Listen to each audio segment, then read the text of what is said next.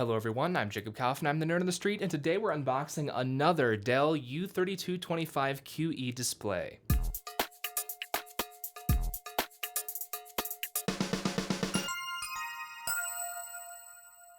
Alright guys, I made a very long video about how I bought this display earlier this year. I bought it from a website called Adorama. It was defective, and Adorama's exchange process was so bad that it ended up turning into a return, even though I didn't even want it to. I think it was back in March or so that I got that resolved. It's now the beginning of June, and I decided to try this again this week. I purchased this display from B&H Photo Video this time. As I've mentioned, I've had experience with their exchange and returns department in the past, and it's been smooth for me in the past. Hopefully, of course, this display will actually be fully functional with no dead or bright pixels. Hopefully it won't give me any trouble like that last one. You've already seen the box. I'm not going to go through every single detail of this. Just to recap, I'm replacing my older BenQ PD3200U display mainly because it has some physical damage on the sides that is affecting the color on it. But that BenQ display is just aging a bit, and this Dell will give me a nice bump up in refresh rate and color accuracy, brightness, all of that fun stuff. So the box is the same box as last time. It's more beat up this time. Adorama used UPS, B&H used FedEx, but I will say B&H gave me free 2-day shipping, and then they actually overnighted it for free for some reason. They didn't say anything about it, but the label was an overnight label. So it got here a day after I ordered it. The experience is already off to a much better start than with Adorama. Now, like I was saying, the box is a little bit more dented up just in general. Just gonna hold this here so you can see each side of it.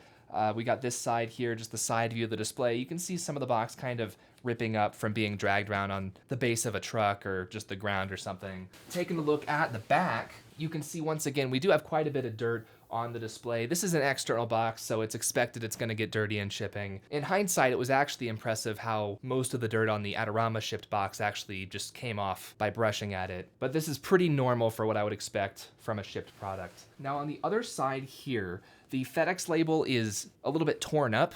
I actually requested that FedEx hold this at the store. I went and picked it up around lunchtime today just so I wouldn't have to worry about being at the front door right when they were dropping it off. So I can see the original shipping label on the bottom there, and then they stuck another one on top with the store's address instead. The store one has been ripped off partially.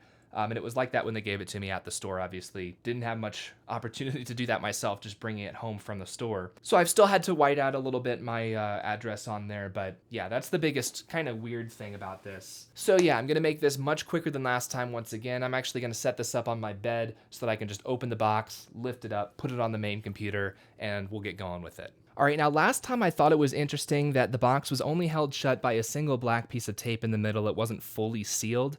I'm assuming that's how it came from Dell getting to Adorama last time, because I still see that black piece of tape on the bottom here, so that might be how Dell actually closes them in the factory. And then I've got this long piece of shipping tape on top of it, or maybe a couple different pieces overlapped, presumably added by B&H. Hopefully that doesn't mean this was a like new or refurbished item. Like I talked about last time, I obviously paid for a new product, but sometimes these retailers, I mean, if they get a return or something, they might just turn around and resell it, which that in itself wouldn't be a problem, but if it was returned because of a bright pixel or something, like I returned mine to Adorama, then that would be frustrating. But we're gonna go ahead and cut this thing open, just fingers crossed that everything's going to work out here.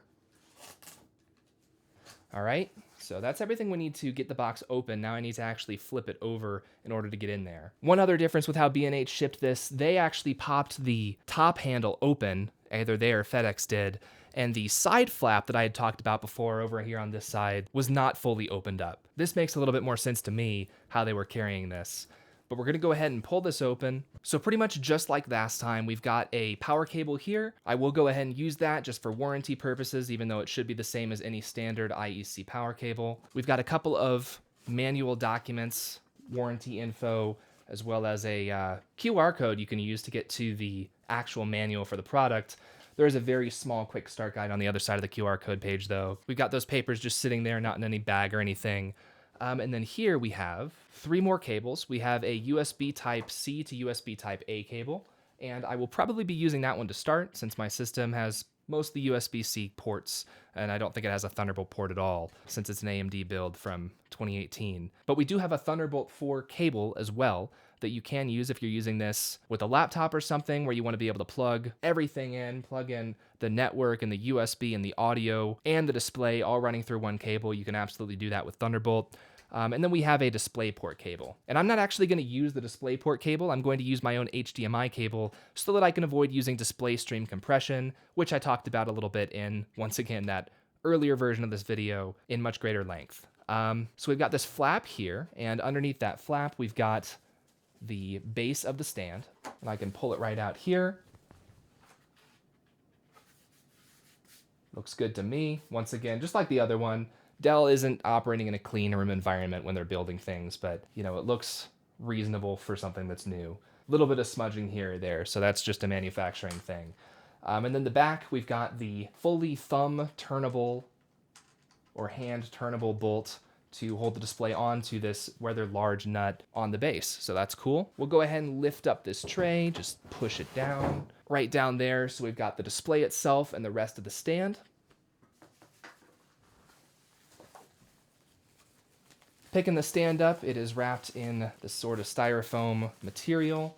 You can pull it out of there. It does have a nice heft to it. It is plastic, but it looks nice enough for a plastic item. Got sort of that silver fake aluminum look. On my camera last time, I could almost see a little bit of an angled pattern on this stand when I was holding it in the light. Speaking of light, I had one more that I hadn't turned on there, so that's great. But yeah, this is the stand. We're gonna go ahead and connect it up to the base, just as easy as popping this on there. I look super weak doing this simply because my arms are super extended into the camera frame. So it looks like my arms are shaking, but they're not actually that heavy. But once again, there is some heft. So just going to screw that in. That is fairly secure. I do see a little bit of a gap between the arm and the base in the back there. Aesthetically, it looks all right.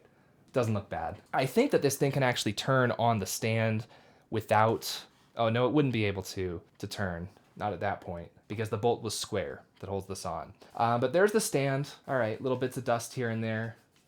Just wiping it off. And then here we have the display itself. Once again, we've got 3 of the ports have orange plugs in them.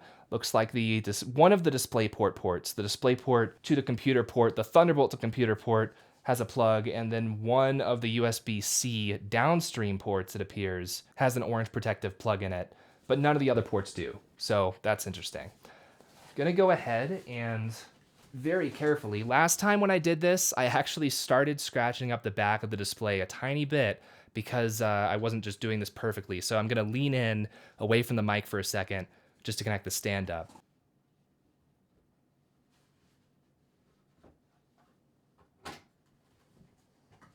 All right, and that's all there is to it. The display is pretty much assembled, aside from still having some of the protective plastic on it. At this point, I'm going to reset the camera once again back to my main desk. I'll pull my BenQ display off of the desk, I'll pop the Dell on there, and we'll get ready to plug it in and see if it works. All right, so I've pulled my old display off the desk. I did a little bit of quick dusting, more to be done later. And as you can see, I've got the new Dell right up here. I've dropped the power cable down the back, remembered to plug it in this time, so we should be able to take the styrofoam off and plug this thing in and get started right away. The styrofoam is more wrinkled up on this particular unit than the one that Adorama shipped me. So once again, fingers crossed that everything's okay in there. Once again, the Adorama unit might have looked nicer on the outside, but it was defective, which defeated the entire purpose. So if the display itself works and all the pixels are good, then that'll be great. So standing up here, I am going to go ahead and pull off that outer layer of styrofoam. Setting that off to the side in the box. We have one more flap of styrofoam right here, held on with 2 pieces of tape, all exactly the same stuff that Adorama had going on.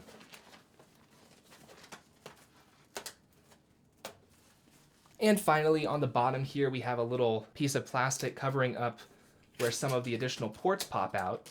So I will just carefully peel that right off. And you can see there where the ports extend. Not sure if I really showed that in the previous iteration of the video, but there is a USB Type A and 2 USB Type C ports right on the front of the machine that you can use for flash drives and things. I might end up using one or both of those for input devices because I'm kind of shaking up my input situation. I'm needing a new keyboard right now. Unfortunately, I'll be getting a pretty cheap one of those, but we'll see what ports I end up plugging everything into later. But for now, I actually think this angle is pretty good. My chair is very low, but that's all right. So I'm going to go ahead and feed these cables. There goes the HDMI cable. All right, feeding these cables through the cable fastener hole in the stand of the display. And like I mentioned last time, I'm going to pop this up and kind of look under there to see where it goes. All right, so the display has power now. And this HDMI cable is fairly easy to grab because I actually move it around semi-often. For that reason, I might not even put it through the cable organizer, since I am probably going to be plugging and unplugging it a decent amount, at least in the near future. Just because I've got a Nintendo Switch on this desk, but I've also got other laptops and things I have to test with displays sometimes. So yeah, we'll leave the power going through the actual cable organizer, the HDMI, to avoid scratching up the stand every time I take it out. I'll just leave that loose. But where does that go here? All right, I've gone ahead and plugged that in. And so now we can go ahead, let me angle this maybe towards the camera just a little bit, just like that, and we will turn the display on. There we have a Dell logo, good sign. Okay, and from here it's telling us how to use the joystick once again so that I can go through that initial setup. So I'm just gonna come over here. It's starting to go through some of it without my input when I wait too long, so that's cool. I will select once again English. It's got my service tag there with a calibration report. Great to see. Always on USB-C charging, other USB-C charging. I'm going to leave that off for now. I might turn it on later. Auto brightness function. For better eye comfort, no. Would I like to set up KVM? Not right now. And now we should get my KDE desktop. There we are. All right, and I've got it set up in its normal spot now. I turned the display scaling back down to 100%, and now I have all the features of this thing. I can already see once again how much smoother 120 Hertz is than 60 with this display. I also now have hardware brightness controls. I can turn it up and down, and it's not just software filtering, it's actually communicating with the display over that HDMI cable with DDCCI and updating the brightness in the display itself, which is great, because as you can see, I've got a window behind this display, so I like to have it brighter during the day and then darker at night, depending on if I'm backlit in my eyes or not. But yeah, that's about all there is to this video. Once again, super quick unboxing. I went through all my rationale for having this thing in that last, much longer unboxing. So if you have any questions about this display, first go and watch that other video, see if I answered them somewhere in there. But otherwise, feel free to leave a comment down on the comment section of this video on any website you're watching on, YouTube or anything else, or leave a forum post at nerdonthestreet.com. I'm always happy to answer questions over there. But for now, I did go ahead and do a quick pixel test, by the way. I went through white, red, green, blue, and black. Just took a quick glance around the screen, didn't see any stuck pixels so far. I might try that again later when the room's a little bit darker in the evening, but for now, crossing my fingers, this thing seems to be working well, so I'm very glad that I could get a functioning unit from B&H after Adorama made that previous one, which was really Dell's fault. They made it so much worse with their handling of it. No love lost for Adorama, but B&H seems to still be alright. So that's about it. I'm Jacob Kaufman, I'm the Nerd on the Street, and I'll see you guys in the next video. Bye.